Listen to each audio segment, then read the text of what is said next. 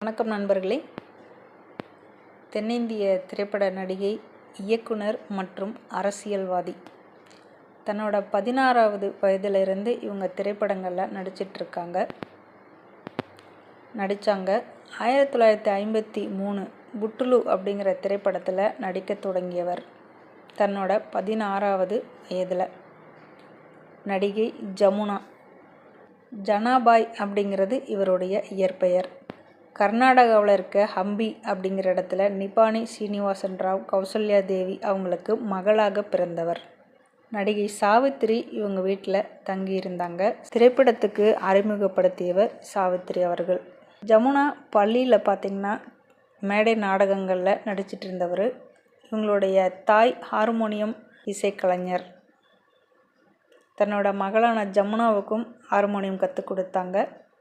Doctor காரிகாபதி Raja Rao அப்படிங்கிறவர் ஜமுனா அவங்க நடித்த நாடகத்தை பார்த்துட்டு தன்னோட புட்டுலு அப்படிங்கிற திரைப்படத்தில் நடிகையாக ஆக்கினார்.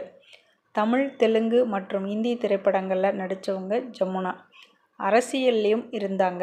1980களில் இந்திய தேசிய காங்கிரஸில் இணைந்து ராஜமந்திரி மக்களவை தொகுதியில் 1989ஆம் ஆண்டு தேர்வு செய்யப்பட்டவங்க.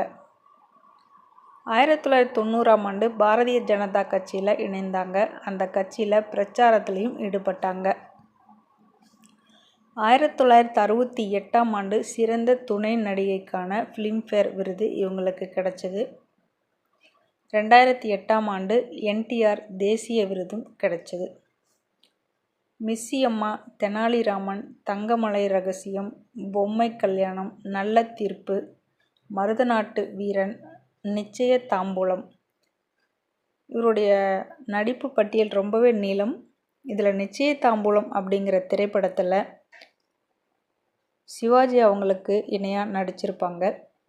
அதில் பாவாடை தாவணியில் பார்த்த உருவமே அப்படிங்கிற பாடலில் பார்த்திங்கன்னா அவங்களுடைய ஃபேஸ் எக்ஸ்ப்ரெஷன் அவ்வளவு அருமையாக இருக்கும். குழந்தையும் தெய்வமும் திரைப்படத்தை ரொம்ப அருமையாக நடிச்சிருப்பாங்க ஜெய்சங்கர் அவங்களோட. இதுவும் மிகச்சிறந்த ஒரு வெற்றி படமாக அமைஞ்சது. தன்னோட 86வது வயதில் உடல்நலக்குறைவு காரணமாக ஹைதராபாத்தில் இறந்து போனாங்க. 2023ஆம் ஆண்டு ஜனவரி 27 அவங்களோட நினைவு தினம் இன்னைக்கு. பொதுவாகவே பழைய நடிகைகள் பார்த்திங்கன்னா பிளாக் அண்ட் ஒயிட் பிக்சராக இருந்தாலுமே அருமையான ஆடை வடிவமைப்பு பண்ணியிருப்பாங்க. குறிப்பாக ஜமுனா அவங்களுடைய அந்த கழுத்து டிசைன், அதே போல் கை, அந்த ப்ளவுஸ் எல்லாம் பார்த்திங்கன்னா அவ்வளோ டிசைனாக எல்லா படங்கள்லையும் வித்தியாசப்படுத்தி போட்டுட்டு வருவாங்க. நிறைய வீடுகளில் பார்த்திங்கன்னா பெண்கள் ரொம்ப ஆர்வமாக நியூஸ் போடுற டைமுக்கு உட்காந்து பார்த்துட்ருப்பாங்க. சரி, நியூஸ் தான் ஆர்வமாக பார்க்குறாங்களா அப்படின்னா அன்னைக்கு நியூஸ் வாசிக்கிறவங்க பெண்ணா அப்படின்னு முதல்ல பார்ப்பாங்க.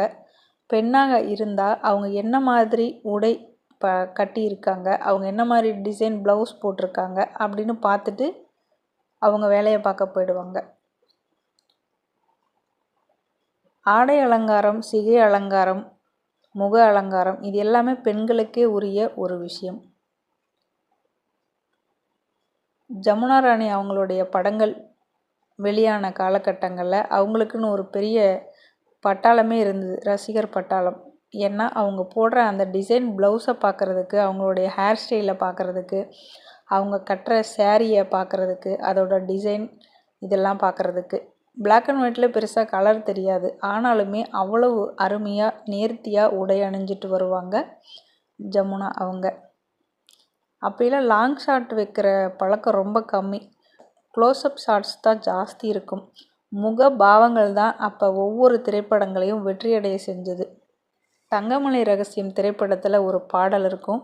அந்த பாடல் முடிகிற தருவாயில் பார்த்திங்கன்னா அங்கே வேலைக்கார பெண்மணியாக இருக்கிறவங்க கையில் இருந்த தாம்பாளத்தை கீழே விட்டுருவாங்க. அது பயங்கர சவுண்டோட நிற்கும்.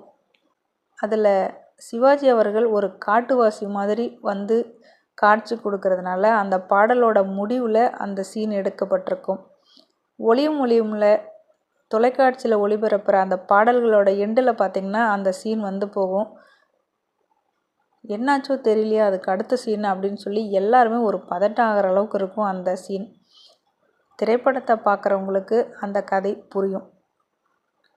அப்பயே பாடலோட முடிவில் ஒரு ஷாக்கை வச்சு அடுத்த சீனை பார்க்குற எதிர்பார்ப்பை கொண்டு வந்திருப்பாங்க அந்த கால இயக்குனர்கள். தெலுங்கு திரையுலகில் முன்னணி கதாநாயகிகளில் ஒருவராக அடையாளம் காணப்பட்டவர். என்டிஆர் போன்ற முன்னணி கதாநாயகர்களோடு இணைந்து நடித்து ஏறக்குறைய 190க்கும் மேற்பட்ட தெலுங்கு திரைப்படங்களில் இவங்க நடிச்சிருக்காங்க. தனி முத்திரையும் பதிச்சிருக்காங்க. தமிழில் இவங்களோட எண்ணிக்கையிலான திரைப்படங்கள் குறைவு தான். ஆனாலுமே அது மக்கள் மனசில் நிற்கக்கூடிய கதாபாத்திரமாக இருந்தது. குறிப்பாக குழந்தையும் தெய்வமும், நிச்சய தாம்பூலம் போன்ற திரைப்படங்களில் ரொம்ப அருமையாக நடிச்சிருப்பாங்க. அமுதே பொழியும் நிலவே அந்த பாடல், அதே போல் குழந்தையும் தெய்வமும் திரைப்படத்தில் அன்புள்ள மான்வெளியே இந்த பாடல் பார்த்திங்கன்னா ரொம்ப அருமையாக நடிச்சிருப்பாங்க. எம்ஜிஆர் அவர்களோடு இணைந்து ஒரு திரைப்படம் இவங்க நடிச்சிருந்தாங்க. கல்லூரி பேராசிரியரான ஜுலூரு ரமணராவ் அப்படிங்கிறவங்கள திருமணம் செஞ்சுக்கிட்டாங்க. இவங்களுக்கு ஸ்ரவந்தி வம்சி கிருஷ்ணா அப்படிங்கிற ஒரு மகன் ஒரு மகள் இருக்காங்க. 1968 சிறந்த துணை நடிகைக்கான ஃபிலிம்ஃபேர் விருது மிலன் அப்படிங்கிற இந்தி படத்துக்காக வழங்கப்பட்டது. இவருக்கு 1972 ஃபிலிம்ஃபேர் சிறப்பு விருது வழங்கப்பட்டது பண்டன்டி கபுரம் அப்படிங்கிற தெலுங்கு படத்துக்காக. 1999 தமிழக அரசின் கௌரவ எம்ஜிஆர் விருது வழங்கப்பட்டது. 2008 என்டிஆர் விருது வழங்கி கௌரவிக்கப்பட்டவர் ஜமுனா அவங்க. தெலுங்கு திரைப்படங்களில் இவருக்கு கிடைத்த வாய்ப்புகளை விட தமிழ் திரைப்படங்களில் இவருக்கு கிடைத்த வாய்ப்புகள் குறைவு. இன்னுமே நிறைய வாய்ப்புகள் கொடுத்துருந்தா இன்னும் சிறப்பான ஒரு இடத்த பிடிச்சிருப்பாங்க ஜமுனா அவங்க. 1930 ஆகஸ்ட் 30 பிறந்தவங்க. ரொம்ப சின்ன வயசுலேயே நடிக்க வந்ததுனால திரைத்துறையிலே இவர்களுடைய காலம் அப்படிங்கிறது ஒரு நீண்ட காலமாகவே பார்க்கப்பட்டது. இந்த தினத்திலே அவரை நினைவு கூறுவோம் நண்பர்களே. நன்றி.